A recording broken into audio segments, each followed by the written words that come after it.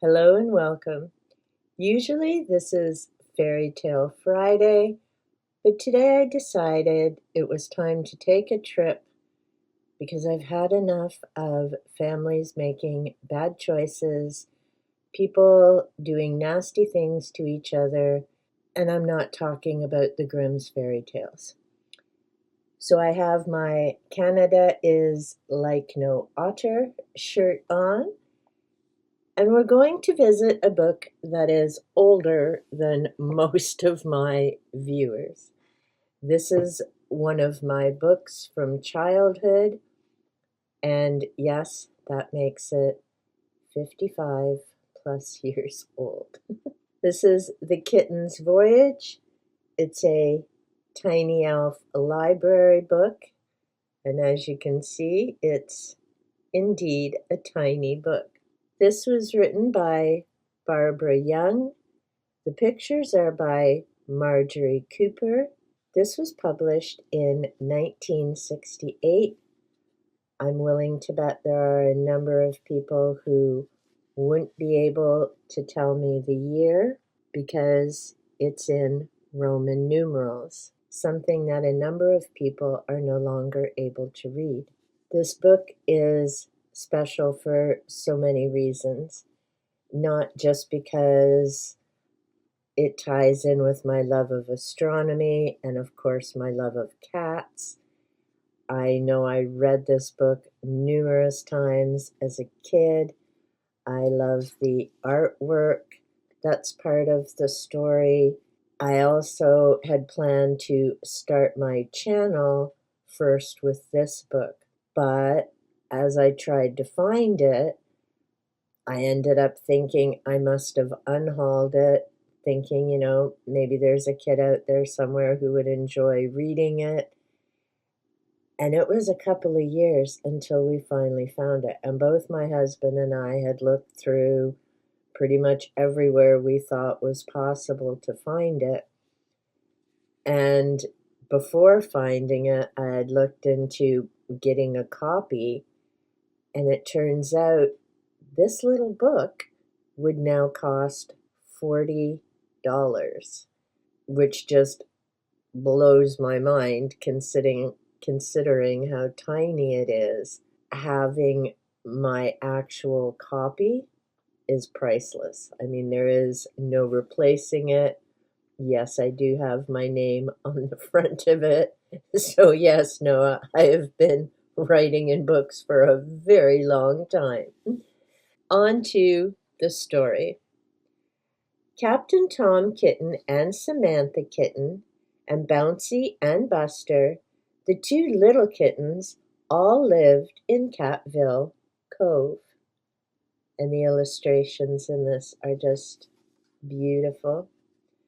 One day Captain Tom said, "It's a perfect day for sailing.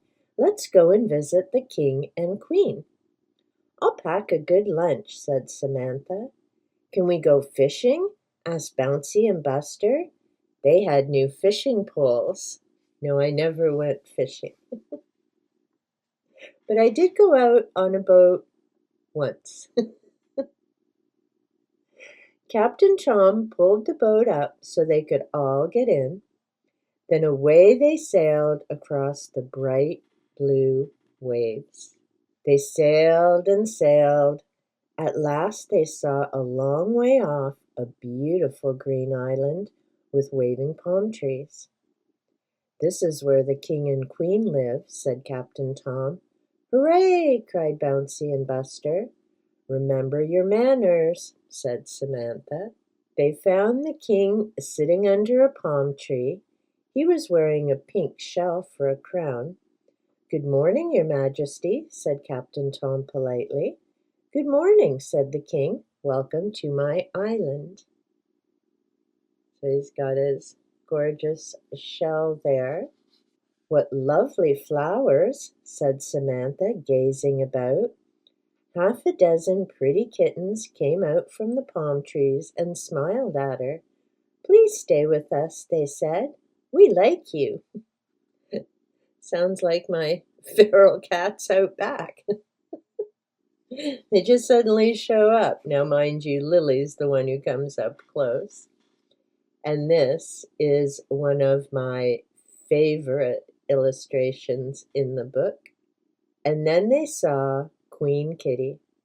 She was a lovely creature with long, fluffy fur, a pearl crown, and a pearl necklace and pearl earrings. "I'm very happy to see you," she said kindly. She's just gorgeous with all her pearls and her fluffy coat.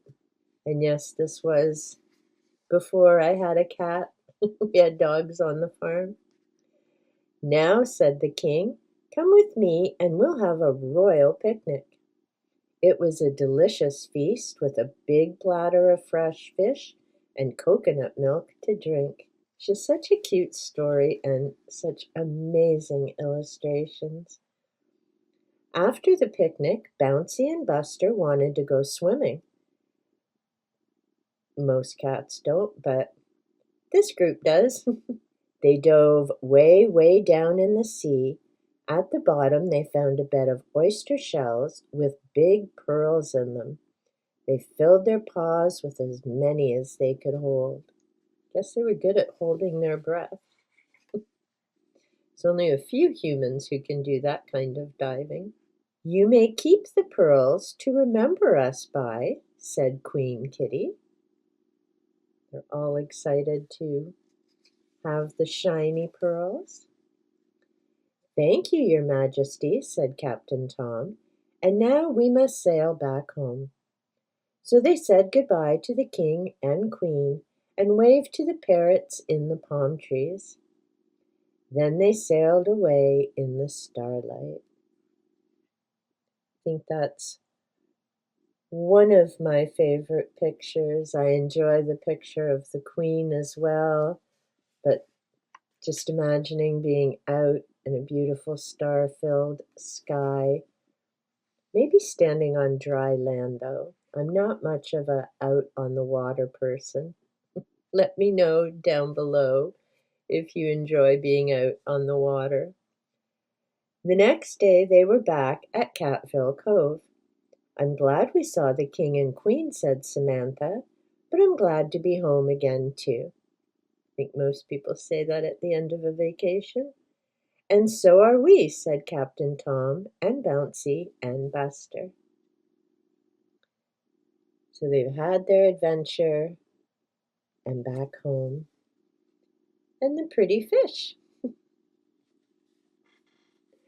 I hope you enjoyed this reading of The Kittens' Voyage. It's such a lovely book. Like I say, I read it numerous times as a kid.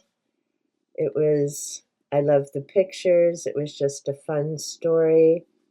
And I certainly hope that if you have a young person, you're also enjoying stories with them, maybe sharing reading together or having them read to you or you read to them.